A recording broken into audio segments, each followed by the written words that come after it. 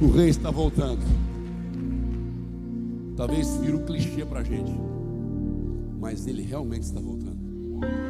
E voltará para buscar uma noiva sem ruga e sem mácula, sem mancha, que vive a verdadeira religião. E qual é a verdadeira religião? Pura e sem mácula.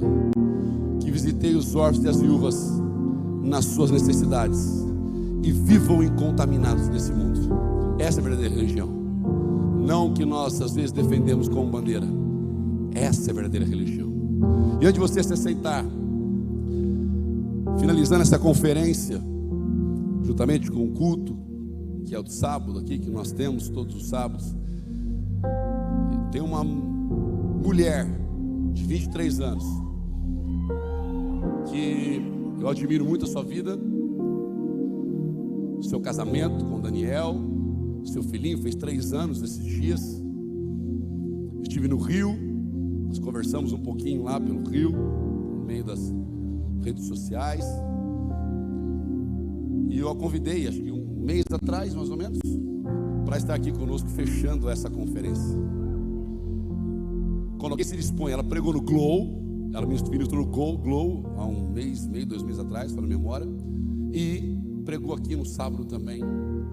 Deus fez grandes coisas por meio de uma mulher que se colocou diante de Deus para que Ele use seus dons e talentos. Eu estou dizendo de uma mulher de 23 anos que tem sido voz para muitas pessoas, e a minha oração por ela é que Deus use a sua voz para falar o seu coração hoje. Por isso eu quero pedir um favor para que eu não seja chato com você. Eu estou tranquilinho, estou muito tranquilinho, graças a Deus. Eu poderia dizer para você que chegou aqui hoje, já que você veio aqui hoje, por que você não participou da conferência, por exemplo? Já que você vai gastar R$50 no lanche, por que não investiu aqui? Ao invés de depois ir lá para o meu gabinete pedir orientação, sendo que nós estamos fazendo algo para orientar você, investisse em sua vida. Porém, eu estou bem calminho. Vocês me conhecem. Quem perde é você, não sou eu. Mas que você não saia, fique transitando, a não ser que você tenha algo para fazer lá fora, né? Precisa sair por uma deficiência, uma urgência, você no banheiro, apertado, ou precisa atender alguma coisa, alguém te chamou para você sair, não há problema por isso. Eu estou dizendo aqueles que saem por sair. E meu pedido para você é que veio para sair antes, que você possa sair agora em 10 segundos, antes que a palavra seja ministrada. Eu aguardo 10 segundos. 1, 2, 3, 4, 5, 6, 7, 8, 9, 10. Obrigado você que atendeu o meu pedido. E você que ficou, gostaria que você recebesse de uma forma muito honrosa a vida da Maria Clara. Vem cá, Mar.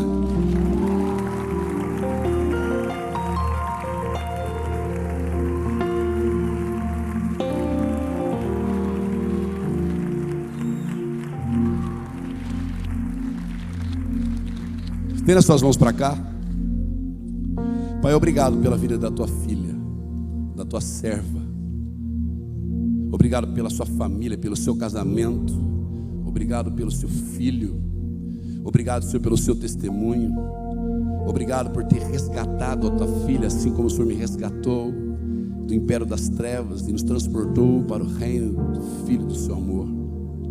Senhor, usa a tua filha nessa noite, com graça, com ousadia, com a autoridade que há no teu nome. É assim que eu oro, agradecido a ti, em nome de Jesus. Amém, Senhor. E amém. Boa noite, igreja. Fica puxado, né? Antes de subir aqui no altar, poder ouvir palavras como essas, porque nós bem sabemos que em nós não há mérito algum, amém? Pode se assentar em nome de Jesus.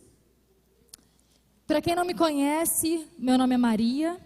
Como o pastor disse, eu tenho 23 anos, sou casada, sou mãe. Até os meus 18 anos, eu era candomblessista.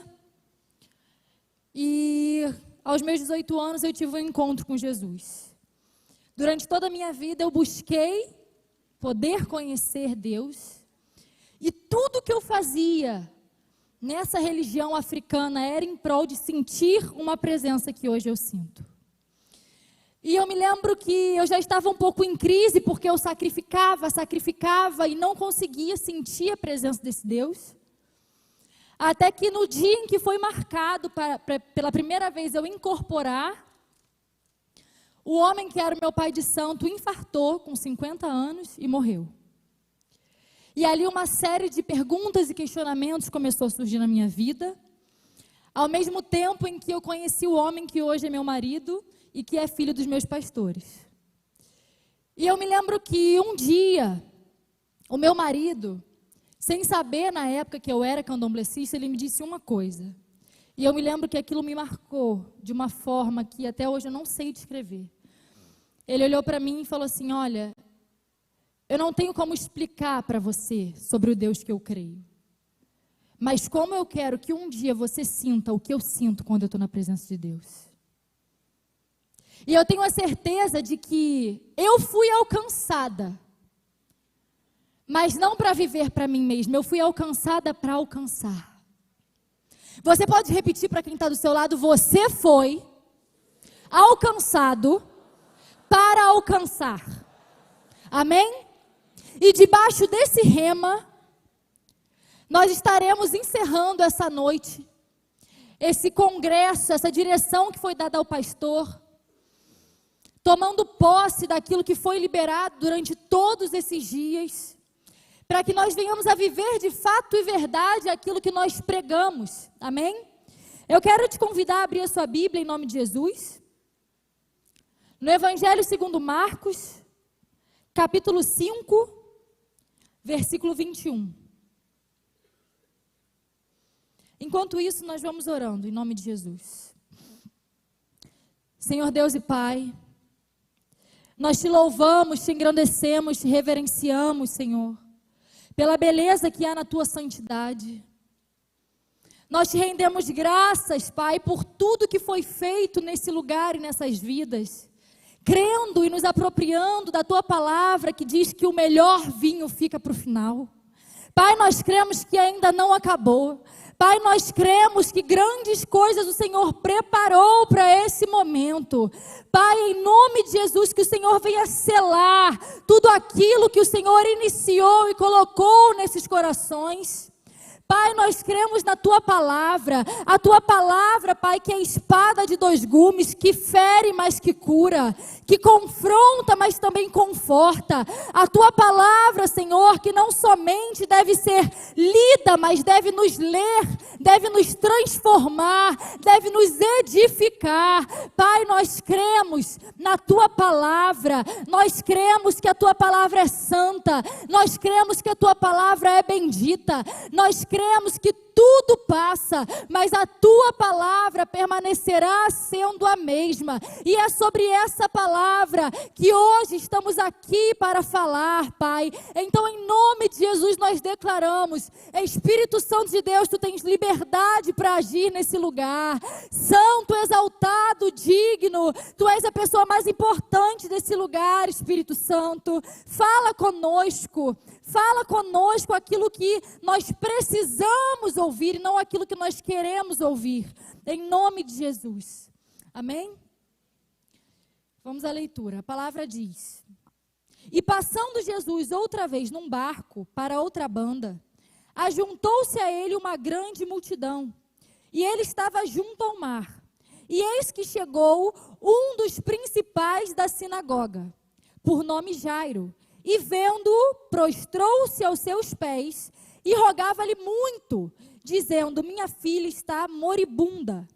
Rogo-te para que venhas e lhe imponhas as mãos, para que sare e viva. E foi com ele, e seguia-o uma grande multidão que o apertava.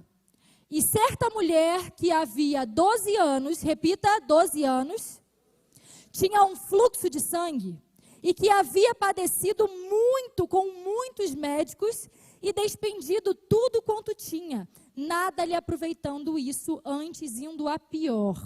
Ouvindo falar de Jesus, veio por detrás entre a multidão e tocou no seu vestido, porque dizia: se tão somente tocar nos seus vestidos, ou em outras versões, na orla do teu manto, sararei ou serei curada.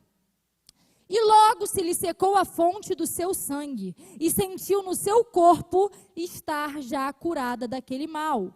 E logo Jesus, conhecendo que a virtude de si mesmo saíra, voltou-se para a multidão e disse: quem tocou nos meus vestidos?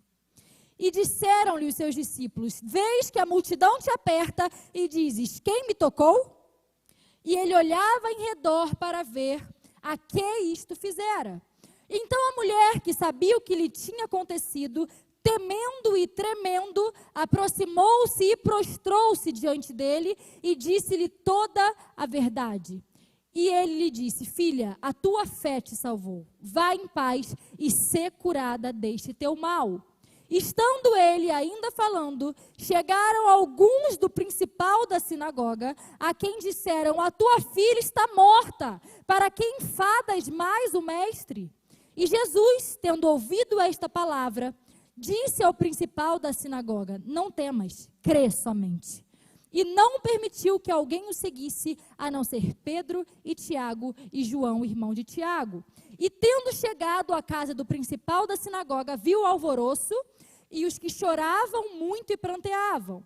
E entrando, disse-lhes: por que vós alvoroçais e chorais? A menina não está morta, mas dorme. E riam-se dele.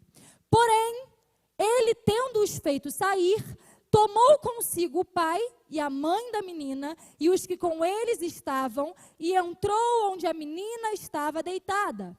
E tomando a mão da menina, disse-lhe: Talita cumi, que traduzido é: menina, a ti digo, levanta-te, ou levanta e anda. E logo a menina se levantou e andava, pois já tinha, repita, 12 anos. E assombraram-se com grande espanto e mandou-lhes expressamente que ninguém o soubesse e disse que lhe dessem de comer. Amém? Nós estamos aqui diante de um contexto onde eu creio que todos em algum momento já se perguntaram o que essa mulher com fluxo de sangue aparece no meio da história de Jairo. A história começa falando acerca de um homem, e não é um homem qualquer, mas é um dos principais da sinagoga. O que significa ser um dos principais da sinagoga? Ser um dos principais da sinagoga representava uma posição em que Jairo estava humilhando-se e, além disso, se colocando em uma situação de vergonha. Por quê? As sinagogas eram lugares não de adoração, mas de ensino. Eram lugares onde se falava acerca da lei e onde mal se prostravam diante de Deus. Quem dirá diante de um homem que se diz o Cristo, em um contexto onde Cristo ainda não era ressurreto? Hoje nós podemos ler e falar: ele se ajoelhou diante de Cristo. Mas naquele tempo Cristo ainda não tinha ressuscitado. Então aquele homem que deveria ser um exemplo naquele cenário onde ele vivia, naquela esfera religiosa onde ele vivia, ele se coloca diante de um homem que estava sendo perseguido naquele momento. E o que você precisa começar entendendo nessa noite é o seguinte: muitas vezes quando falamos acerca de alcance e influência, nós confundimos isso com ser querido por todos. A primeira coisa que você precisa entender é que, independente da esfera onde o Senhor te colocar, na maioria das vezes o direcionamento que Deus te der não vai estar em concordância com o direcionamento dos outros na sua vida. E não se iluda pensando que por você ser popular em determinada esfera, você está sendo aprovado por Deus. Porque nem tudo que está exposto está aprovado. Porque a palavra de Deus diz que deixe crescer junto o joio e o trigo. O que isso quer dizer? Vai crescer lado a lado gente que é aprovada e gente que não é. Mas chegará aquele dia onde o joio será separado do trigo, sendo o trigo representado como aquilo que vem do Senhor, e o joio como aquilo que vem para causar dano, aquilo que não pertence ao Senhor. E diante desse contexto, nós vemos o que servir a Jesus de fato significa. De fato, quando nós somos alcançados, nós alcançamos, mas o que eu quero te perguntar é, você de fato foi alcançado por Cristo? A partir do momento em que você é aprovado por Cristo, uma das primeiras coisas que você terá que fazer é o que Jairo fez. É abrir mão do seu status. Abrir mão da sua posição social. Abrir mão daquilo que as pessoas acreditam que você é. Abrir mão até mesmo de um rótulo religioso. Porque foi exatamente isso que Jairo fez. E aí, no meio dessa história, nós vemos que entra uma mulher que estava com um fluxo de sangue há 12 anos. E a única semelhança que nós encontramos, a princípio, é o número 12. O número 12, ele é um tesouro escondido que o Senhor deixa para nós, para que nós possamos contemplar que existe uma semelhança entre a menina que estava fazendo 12 anos e entre a mulher que sangrava há 12 anos. Por quê? Porque 12 anos, o número 12 em si representa muitas das vezes a igreja de Cristo na Bíblia. As 12 tribos, até mesmo na cultura judaica, naquele contexto, porque o Senhor fala, e ela andou porque já tinha 12 anos. O número 12, na vida de uma menina, a idade de 12 anos, é a idade em que essa menina é convidada para maturação. É a idade em que ela faz, como os meninos fazem aos 13 anos o bar mitzvah, as meninas fazem o bat mitzvah aos 12 anos. Então, o Senhor usa esse paralelo, que na verdade parecem ser duas histórias diferentes, porém, Ele está fazendo uma referência direta ao mesmo assunto. E qual é esse assunto? A igreja de Cristo. E por que eu estou falando sobre isso? Porque todo aquele que de fato foi alcançado terá uma vida que apontará para a igreja de Cristo. E por que eu digo isso? Em primeiro lugar, nós vemos a filha de Jairo. Jairo representa naquele momento o antigo sistema religioso. Jairo começa ali representando o antigo modo de se achegar a Deus. E aí, nessa história, ele procura por Jesus, ele se humilha, só que a história para no momento em que ele decide buscar a Cristo. E aí entra uma nova mulher em cena. E essa mulher que entra em cena representa a condição que a igreja se encontrava naquela época. Por quê? A situação onde aquela mulher estava, que era uma situação onde ela sangrava muito, naquele tempo representava impureza. Quando uma mulher vivia o período dela, onde ela sangrava, ela era considerada impura. E ela precisava se afastar dos rituais religiosos, porque ela não estava apta para fazer aquilo. E por que o Senhor usa duas mulheres? Porque nós vemos que na palavra do Senhor, muitas vezes a igreja é representada por uma mulher, pela noiva. E diante disso, nós observamos que o que o Senhor deixa claro nesse momento é, naquele tempo existia uma igreja que sangrava e que muito sacrificava, porque a palavra do Senhor diz que naquele tempo eram feitos sacrifícios animais como oferta de expiação, para que eles fossem perdoados dos seus pecados. Mas o que o Senhor diz naquele momento é que de nada estava adiantando os sacrifícios. A palavra diz que a condição da filha de Jairo é que ela estava moribunda. O que significa moribunda? Moribunda significa algo que está prestes a morrer. Aquele sistema religioso estava prestes a morrer. E Cristo estava deixando evidente que era o que havia por vir. Mas por que Cristo alcançou Jairo? Para que Jairo pudesse alcançar aqueles que estavam nas sinagogas. Jairo foi alcançado para alcançar. Mas não para por aí. A menina, ela representa, ela significa a descontinuidade do sistema judaico de adoração. Porque se a menina não morresse, Jairo não iria até Jesus.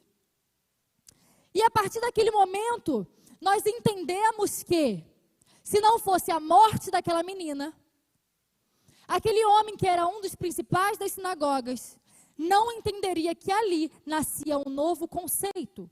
O conceito de uma igreja baseada na ressurreição que se estava levantando com aquela menina. Então, nós estamos primeiro entendendo o contexto em que tudo isso está acontecendo. Nós estamos num contexto onde pessoas estão sendo alcançadas, a multidão está tocando em Cristo, e a palavra diz que está o oprimindo, o apertando, mas ele diz que ele sente que saiu virtude quando uma mulher o toca. E você sabe o que isso quer dizer? Existe uma multidão que diz seguir Cristo. Mas não é qualquer um que toca no manto dele que ele diz que sentiu sair virtude. Não é qualquer coisa que toca em Jesus que toca o coração de Jesus. O que acontece nesse contexto é que Jesus sente, e preste atenção porque a palavra não diz, eu quero saber a quem a minha virtude tocou, não. Ele diz, eu quero saber ao que a minha virtude tocou. Porque o ao que tem a ver com a sua causa, a sua motivação de tê-lo tocado. E você precisa mais do que tocar. Você precisa mais do que alcançar. Você precisa saber o porquê você deseja tocá-lo. O que toca o coração de Deus é o desejo, a necessidade de uma vida em santidade. De uma mulher que se humilha. Porque pense, a mulher sangrava há 12 anos. Imagine o cheiro. Imagine as vestes dela atravessando aquela multidão. E novamente, ser alcançado por Cristo sempre envolverá renúncias. Então, antes de você pensar em alcançar esferas, em transformar esferas da sociedade, você vai ter que entender que você vai ter que mudar a sua esfera, a sua vida, as suas 3 esferas do seu corpo, a sua alma, o seu espírito. O princípio de todo alcance começa por você. Você não tem como alcançar sem você ser de fato alcançado. Você não tem como curar sem ser curado. Você não tem como libertar sem ser liberto. E é impressionante como a situação em que a igreja estava há tanto tempo parece tão atual, uma igreja que sangra. Para você ter noção, o Senhor Jesus, quando pregava nas sinagogas, impressionava pessoas pela autoridade dele. Sabe qual era o discurso de quem o ouvia? Que tipo de nova doutrina é essa? Porque ele prega aquilo que ele vive. E hoje em dia se tornou tão normal nós pregarmos aquilo que nós não vivemos, que o nosso discurso já não tem mais influência e relevância. Se você quer influenciar e alcançar pessoas, você precisa de mais do que aquilo que você diz.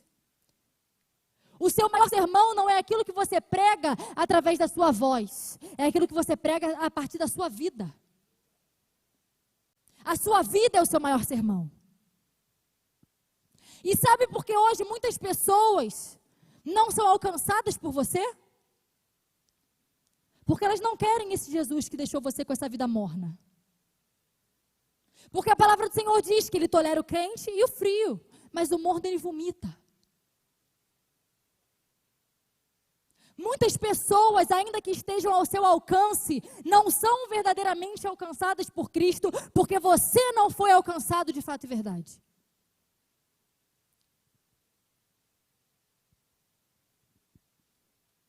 E isso pode parecer até muito rude, Mas se você não entender que a mudança começa por você, você vai sair daqui cheio de gás, cheio de vontade, a sua casa vai continuar do mesmo jeito, o seu trabalho vai continuar do mesmo jeito, em 2 meses você vai se frustrar e se desviar.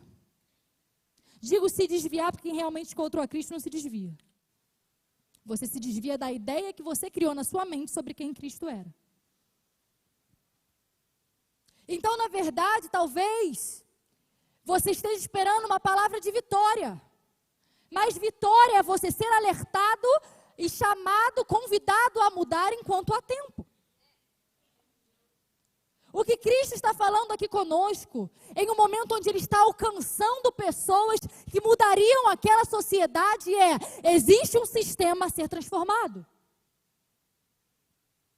Aquele sistema religioso precisava ser transformado, mas antes do sistema ser transformado, ele transforma as pessoas que estão envolvidas nele. Você compreende o que eu estou falando? O que eu quero dizer existe muito crente que trabalha fazendo coisas que não são bíblicas, coisas que não agradam a Deus, e usam como respaldo o fato de estou fazendo para Deus. Só que a palavra do Senhor traz, por exemplo, a vida de Saul. Quando o Senhor ordena a Saul, Saul vai, mata o rei, não deixe nada do seu gado, e Saul deixa. E o profeta Samuel diz a ele o seguinte: melhor obedecer do que sacrificar. Conjecturando o que Samuel diz a ele por que você está sacrificando aquilo que Deus nunca pediu para você sacrificar? E negando a obediência que Deus sempre te pediu. Entenda que ser influente em uma esfera não é ser político.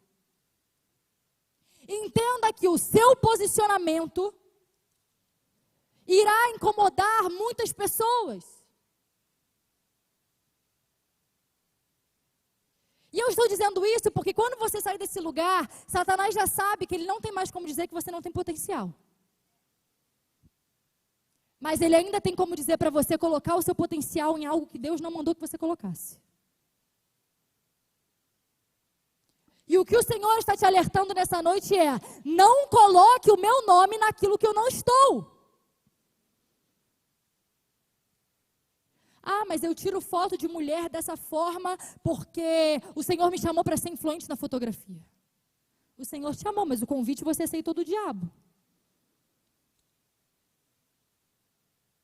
Irmãos, entenda algo. O ímpio também tem dons. Dons todos têm. O dom de Deus é irrevogável. O Senhor distribui. Mas a grande diferença de um cristão é aquilo que você faz com o seu dom.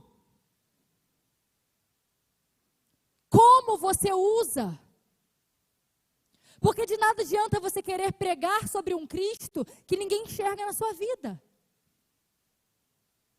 É você falar sobre Cristo para uma irmã, para uma amiga, que você quer muito ganhar para Jesus, e em seguida você emendar numa fofoca. Nós precisamos entender o seguinte: nós não podemos confundir ser cristão com ser ético. Uma coisa é você ser cristão, por exemplo, ser honesto não significa que você é cristão, mas é o seu papel como cidadão.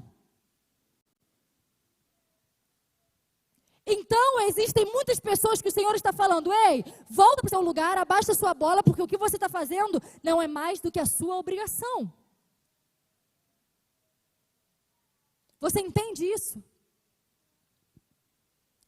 Porém, nós precisamos compreender que o grande problema é que, além de nos considerarmos cristãos por simplesmente sermos éticos, nós ainda nos considerando cristãos, não somos éticos. Quantos ímpios que você conhece mais generosos do que pessoas que se dizem cristãs? Eu falo por mim. O meu pai ainda não conhece a Cristo e também viveu no candomblé. E ele faz questão de me levar para todas as igrejas que eu vou ministrar no Rio de Janeiro. E toda igreja que ele vai, ele oferta.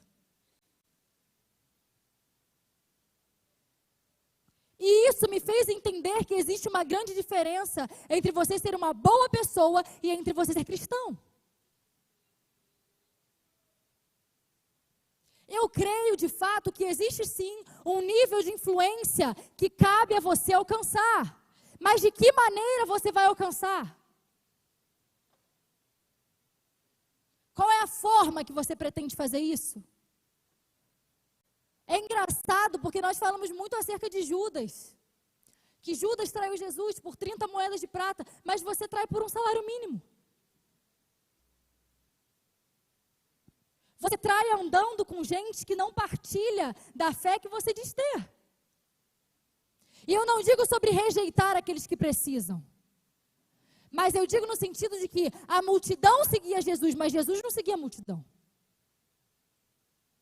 É normal que pessoas que querem Jesus te sigam, mas não é normal que você mude a sua rota para andar atrás da multidão. Vocês estão entendendo como Satanás distorce a sua influência? Você não precisa babar ovo de ninguém para ser influente. Você não precisa negociar os seus valores para ser influente. Porque a influência que Deus tem para te dar virá por meio do próprio Deus. Irmãos, vocês estiveram aqui com homens estudados, homens sábios. E eu te digo com toda a humildade do meu coração, eu não peguei nem o meu diploma do ensino médio. E eu não digo isso com orgulho, mas eu digo isso para que você entenda que em mim não há mérito algum. Na minha mão eu não carrego diploma nenhum, mas eu tenho as minhas marcas de ter decidido carregar a minha cruz. Você entende que nessas duas histórias, nós vemos o Senhor falando acerca do conhecimento. Você quer ver? Na primeira história, um homem que era especialista da fé, um dos chefes da sinagoga, tendo que se humilhar diante de Cristo, porque o conhecimento dele, sem a fé, sem a experiência, sem a vida no altar, não valeu de nada. Porque ainda que a sinagoga fosse lugar de ensino, a sinagoga não era lugar de adoração. E o seu conhecimento sem adoração, sem vida de adoração, não serve de nada. E no segundo exemplo, onde a mulher, que muito sangrava, segundo a palavra de Deus, procurou todos os médicos, especialista naquela doença. A palavra diz que ela gastou todo o dinheiro que ela tinha. Mas no fim das contas ela teve que tocar na orla do manto. Porque o conhecimento é uma bênção quando ele é cativo à palavra de Deus. Muitos estão hoje se adoecendo, sabe por quê? Porque nós vemos na internet informação o tempo todo. Nós vemos a todo lado informação, gente falando, gente discutindo. Só que sabe qual é o problema? Existe uma grande diferença entre o conhecimento e a revelação. Muitos leem a palavra, sabem versículos decorados, mas não têm a revelação dessa palavra. E por isso não mudam. O conhecimento sem a revelação te adoece. Porque você se torna um repetidor de dados. Você já não tem uma vida onde você ouve a voz de Deus. Você fica viciado, como o pastor disse em gabinete. Você fica viciado em profeta de Instagram. Você fica viciado em conselho de gente que está em situação pior do que a sua. E é justamente por isso que o Senhor, quando Ele começa a falar acerca da questão atual da igreja, daquela igreja que sangrava, Ele não deixa passar o fato daqueles que muito conheciam e pouco viviam. Para ser cristão, você precisa mais do que conhecer, você precisa viver. Para Deus, a palavra diz, é melhor que você não conheça, do que você conheça e não viva. Porque a palavra diz, é melhor que a porca não saia da lama do que saia e volte a rolar. Porque a palavra diz que é como o cão que retorna ao vômito. Você compreende? Eu vou ser muito sincera com você. Eu não sou um exemplo de mulher de oração. Não é falsa modéstia, não, é realidade, não sou. Poderia orar muito mais e pretendo, peço ao Senhor isso, essa disposição, esse desejo. Eu não sou um exemplo de conhecedora da palavra, poderia conhecer muito mais. Mas uma coisa eu posso te afirmar, tudo aquilo que eu leio eu procuro viver. Tudo aquilo que eu ouço eu procuro obedecer. E muitas vezes nós pensamos, o Senhor não alcançou a minha casa. O Senhor não alcançou a vida do homem que eu tanto orei. O Senhor não alcançou o meu trabalho. O Senhor não... E começamos. Senhor, me dá uma resposta. Só que a grande questão é, para que você pede uma resposta se você não está disposto a se posicionar diante dessa resposta? É o Senhor que não fala ou é você que não quer ouvir? É o Senhor que não fala ou é você que não aceita que não também é a resposta de Deus? Então nós começamos a nos deparar com um contexto, como diz a palavra de Deus, em que duas histórias se cruzam. No meio de um ambiente onde o Senhor Jesus foi levado por Deus para alcançar e transformar uma situação da igreja atual, porque é para isso que nós somos chamados, para influenciar essas esferas. Porque hoje em dia, como diz na palavra, muitos falaram daquela menina, sabe o quê? A menina morreu. E essa menina representa a igreja.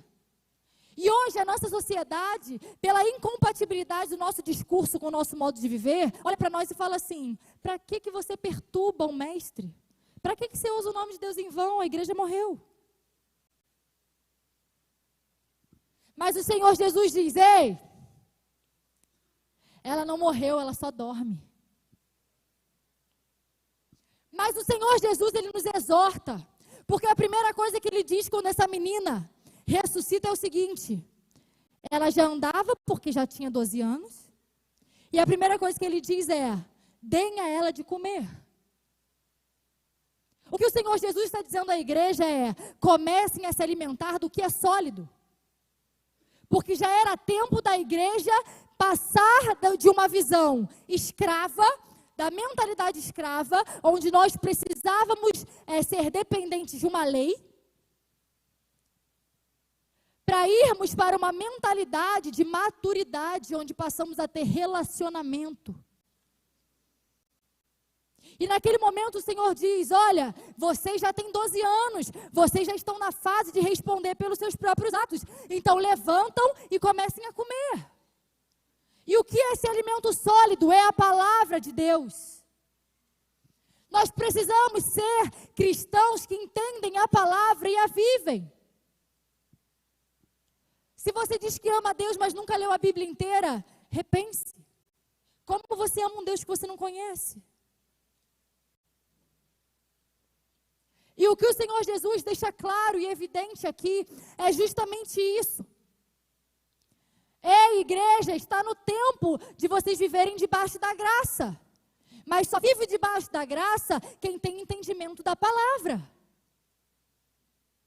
E não adianta dizer que você é alcançado pela graça se a sua vida hoje é igual a de antes de você cruzar com Cristo. Porque a graça que não te transforma não é graça. E por isso, hoje nós nos encontramos em uma situação semelhante à dessa igreja que sangrava.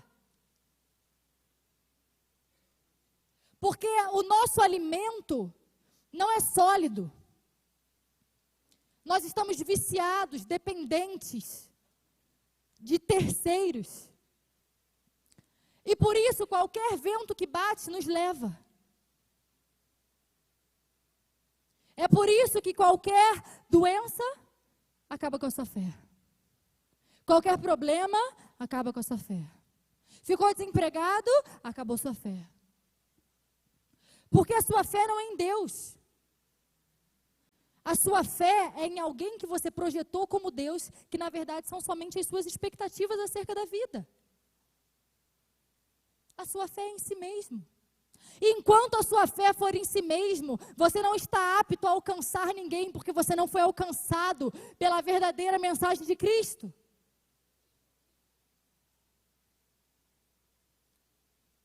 Por que era necessário que na caminhada de Jairo, aquela mulher sangrando aparecesse? Porque primeiro, no momento em que aquela mulher aparece, Jairo começa a contemplar a situação em que a igreja se encontrava. Porque a filha de Jairo nada mais era do que um fruto da doutrina que ele vivia. E no momento em que ele contempla aquela mulher, ele começa a observar que a vida que ele tinha, que o sistema religioso que tinham adotado, sangrava. Porque as pessoas pregavam aquilo que não viviam. As pessoas sacrificavam tudo, menos aquilo que Deus pedia.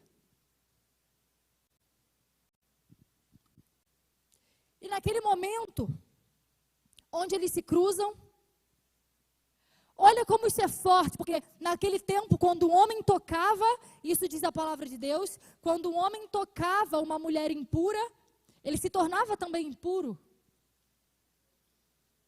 Mas aquela mulher começa a reconhecer a Cristo como Senhor, porque quando ela o toca, ele não se torna impuro, mas ela é purificada.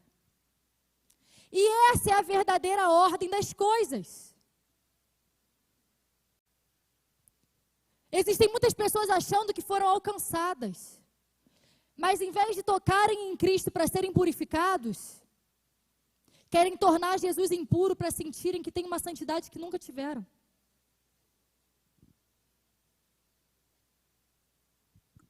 Aquela mulher o conhece como Senhor, preste atenção.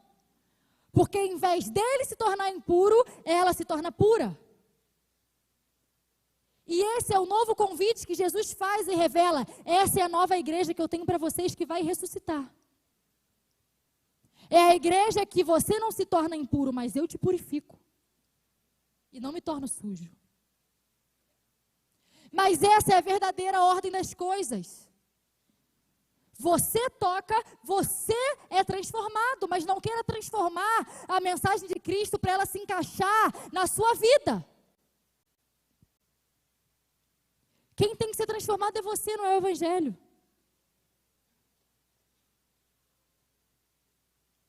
Porque sabe o que acontece? Muitas pessoas estão sendo alcançadas por convites. Muitas pessoas vêm até um apelo totalmente emotivo que promete coisas que Jesus nunca prometeu. E sabe por que a igreja hoje em dia tem somado, mas não tem multiplicado? Justamente pelo fato de pessoas virem até aqui, que a responsabilidade é nossa, ok? Nós que conhecemos a verdade. Pessoas virem até aqui achando que estão confessando a Jesus, mas na verdade elas só estão confessando um Jesus que foi pregado pela metade. Somente o Jesus da prosperidade coach. Somente Jesus que manda, joga a rede e volta cheio de peixe. Mas o Evangelho é mais do que isso, irmão. Muitas pessoas estão acostumadas com um Jesus que só dá. E o que eu quero te dizer é justamente que esse Jesus que você pensa conhecer, você não conhece. Quando o Senhor Jesus se depara com a mulher samaritana, a primeira coisa que ele diz a ela é, sabe o quê? Dá-me de beber. E quando essa mulher samaritana diz a ele, eu quero dessa fonte que jorra água viva, sabe o que ele diz? Então onde é que está o seu marido? Que naquele momento era a área falha daquela mulher, era a dor, o trauma daquela mulher. Sabe o que isso significa? Jesus é um Jesus que está disposto a te dar de beber de uma água que nunca vai parar de jorrar. Mas antes disso ele vai te pedir, ei, e aquela área lá da tua vida que você não estava disposto a converter?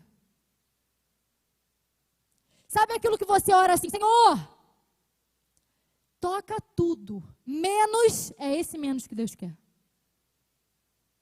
É esse menos que te impede de alcançar. É esse menos que te impede de verdadeiramente ser um cristão. Então, a partir do momento em que o Senhor Jesus evidencia que não somente esse contexto é um contexto onde ele está alcançando pessoas, mas onde ele está transformando, levantando pessoas para transformar esferas. A vida daquele homem, daquela mulher começam a ser transformadas. Mas entenda algo. A palavra do Senhor diz que quando Jesus chegava na casa daquele homem, e ele falava, ei, a menina não está morta, ela só dorme. A palavra diz que as pessoas riam. Você entende que se tornar influente em alguma esfera pode fazer de você motivo de chacota? Você está disposto? Você entende que a sua fé vai ser motivo da zombaria de muitos? Você está disposto? Você de fato quer alcançar esferas para a honra e glória de Deus ou para a sua honra e glória? Porque quando fazemos por nós, agimos por nós, sendo políticos, negociando, sorrindo para aquilo que não tem graça. Porém, quando é para Deus, nós estamos dispostos a perder tudo, para que Ele venha a ser exaltado. A sua esfera, aquilo que você tem como promessa, não pode ser maior do que Deus na sua vida. Porque a palavra do Senhor diz que o Senhor tem ciúmes de nós. O Senhor não divide o lugar dele com ninguém. Você quer que eu testifique? Na palavra do Senhor, Abraão escuta de Deus que seria pai de multidões e não tinha nenhum filho. Aí ele dá o jeitinho dele, tem Ismael, o Senhor diz, não é o filho da promessa, porque você fez do seu jeito, é o filho da permissão, mas não da minha vontade. E aí quando Abraão finalmente tem o filho da promessa, Isaque, o Senhor diz, sobe um monte e sacrifica. Sabe o que eu quero dizer com isso? Existirão vezes onde Deus vai te colocar em lugares que quando você tiver o gosto, Ele vai falar, pega e abandona. Sabe para quê? Não porque Ele voltou atrás, mas porque Ele quer ver até que ponto você é fiel à palavra dEle. Porque muito se diz que Deus é fiel, Deus é fiel, Deus é fiel, e Deus de fato é fiel, mas não a você. Deus é fiel à palavra dEle. Deus é fiel àquilo que Ele próprio diz. E tão fiel a ponto de, a partir do momento que Ele disse que a condição da humanidade de pecado provocaria a sua ira, Ele não volta atrás. Ele prefere dar a vida do filho dele do que voltar atrás da sua palavra. Então o Senhor de fato é fiel, mas você é fiel? Qual tem sido o seu preço? Por quanto você tem negociado? O que na sua vida hoje representa as 30 moedas de prata de Judas? Meu Deus, como Judas, irmão, quantas vezes ao dia nós somos Judas? Nós entregamos o nosso Deus, nós envergonhamos o nosso Deus por aquilo que nos é conveniente. Por aquilo que pode nos trazer algum tipo de benefício.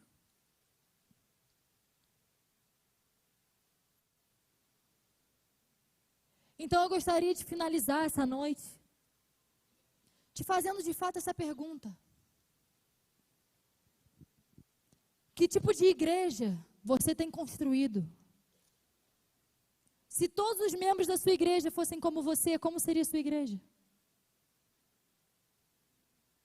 Se todos os membros da sua igreja servissem como você, que tipo de igreja você viveria? A palavra de Deus é tão tremenda, que essa é uma passagem onde nós vemos uma sequência de alcances. Nós vemos Jesus vai e cura um, Jesus vai e cura outro, Jesus alcança, mas Ele faz um paralelo com a transformação da igreja de Cristo. Ele faz uma crítica ao sistema atual.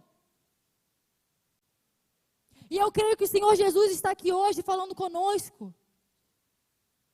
Você quer alcançar? Amém. Mas que tipo de igreja você tem vivido? Que tipo de igreja você tem construído?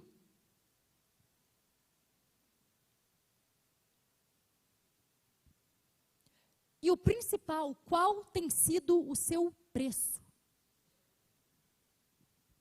Até quando você vai usar como respaldo que você peca para ganhar pessoas para Jesus? Que você vai a lugares que você não deveria ir para ganhar pessoas para Jesus? Deus não é Deus de confusão, não. Deus não é contrário à sua própria palavra. Deus age diante dos seus princípios. Você quer viver promessa? Que bênção. Mas então queira viver princípios. A promessa é consequência de uma vida de princípios. E eu vou te falar, irmão, o dia que você compreender que o caminho é muito melhor do que a promessa, aí você vai viver a promessa. Mas o que acontece é que você não pode hoje querer fazer da tua promessa, da área que você foi convocado, o seu Deus. Você tem um propósito, você tem uma missão, você tem um chamado. Mas o maior deles é usufruir da melhor parte. Qual é a melhor parte, como diz a palavra de Deus? Adorá-lo. Se prostrar. A palavra do Senhor diz que Marta começa a servir a Cristo. Quando Jesus entra na casa, ela começa a preparar tudo. E Maria somente o adora. E Marta diz: ei, o Senhor não vai falar nada com ela? Eu estou aqui fazendo tudo e ela está aí parada. E sabe o que Jesus diz? Ela escolheu a melhor parte. Você é responsável pela vida com Deus que você tem decidido viver. Servir a Deus é uma bênção. Alcançar pessoas é uma bênção. Mas ei, você não vai ganhar ninguém para Jesus antes de Jesus te ganhar de fato e verdade. Antes de Jesus ganhar todas as áreas da sua vida.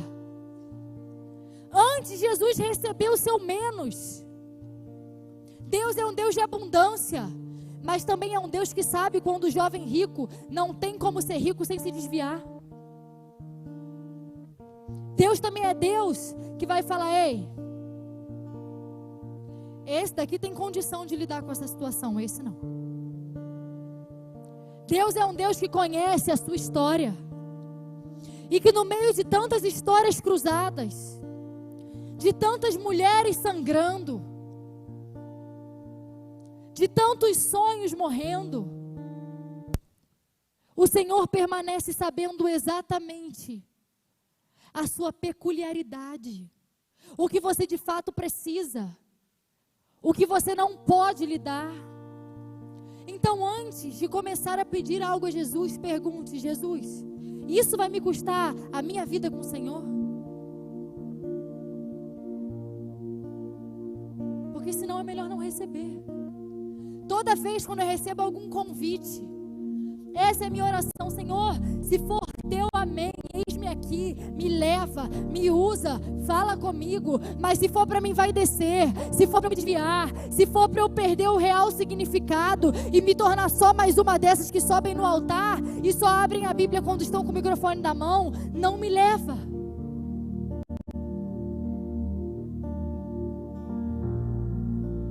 Entenda que nem tudo que você faz em um ambiente onde as pessoas dizem estar adorando a Jesus, de fato são para Jesus. O Senhor Jesus diz que muitos são aqueles que diriam: Senhor, Senhor, mas nem todos esses entrariam no reino dos céus. Isso é um alerta para nós. Talvez nós estejamos todos os dias o chamando de Senhor, mas não tenhamos de fato a revelação do que é viver debaixo do senhorio de Cristo.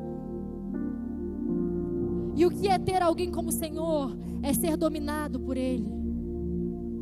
É colocar sobre o senhorio dEle tudo aquilo que nós temos e nós somos. Não é uma parte, não é um pedaço, é tudo. Eu quero te convidar a se colocar de pé no seu lugar. Eu quero te convidar nessa noite a entregar a Deus o seu menos. O seu menos, aquilo que você orava falando: Jesus, tira tudo de mim, menos esse emprego. Entrega a Ele. Jesus, tira tudo de mim, menos esse namoro. Entrega esse namoro. E quando eu digo entrega, eu não digo desista, mas eu digo consagre e coloque no altar, para que o Senhor tenha liberdade de fazer aquilo que Ele bem entende. Porque você só alcançará pessoas, você só alcançará nações, quando de fato você for alcançado inteiramente por Cristo.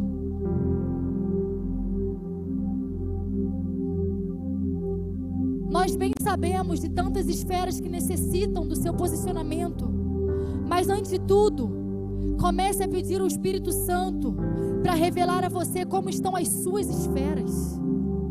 Como está o seu corpo, como você tem usado o seu corpo,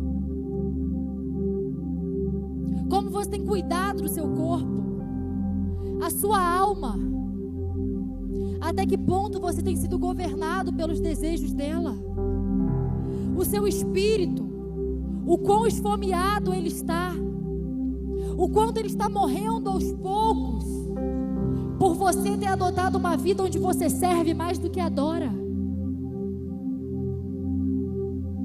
Comece a fechar os seus olhos, não permita que nada te distraia nessa hora. E comece a fazer essa oração sincera ao Senhor.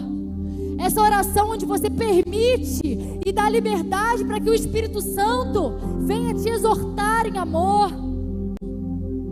O Senhor é gracioso, mas a palavra de Deus diz que a palavra dele é como uma espada de 2 gumes.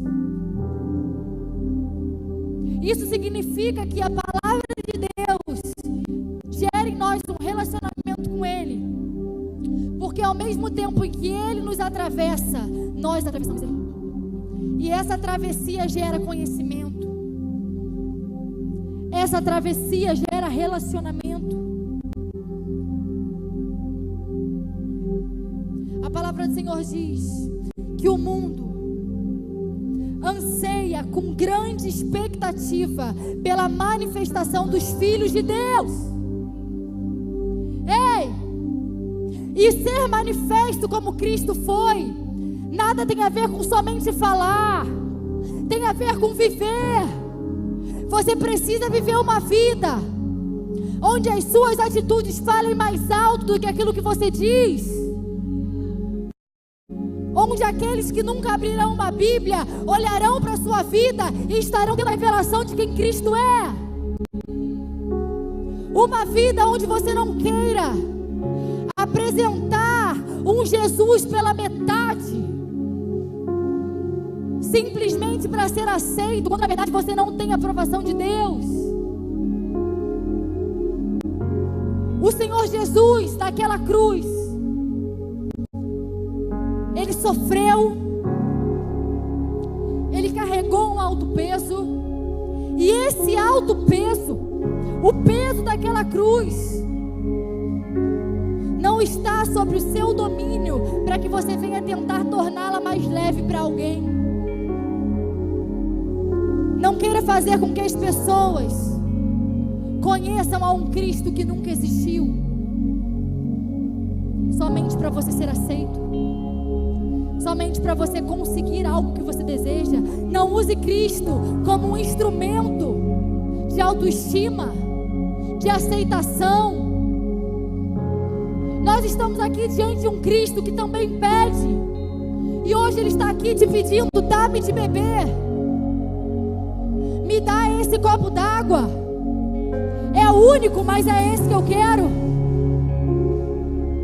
Só que preste atenção, Jesus nunca te pede nada que Ele não possa te dar infinitas vezes mais. Jesus não te pede porque Ele precisa, Ele te pede porque você precisa. Quando aquela mulher recebe o pedido de Cristo para dar a Ele um copo d'água para beber, Ele diz: ei, mas uma vez que você me der esse copo, você experimentará de uma fonte de água viva, cujas águas não têm fim. Abra mão desse copo, abra mão desse menos, seja verdadeiramente alcançado. Ei, se você você quer se entregar de fato e verdade a esse Deus, venha até esse altar, coloque a sua vida nesse altar e diga a Ele: Senhor, tudo que eu tenho, tudo que eu sou, eu entrego a Ti. Aquele emprego eu apresento diante de Ti.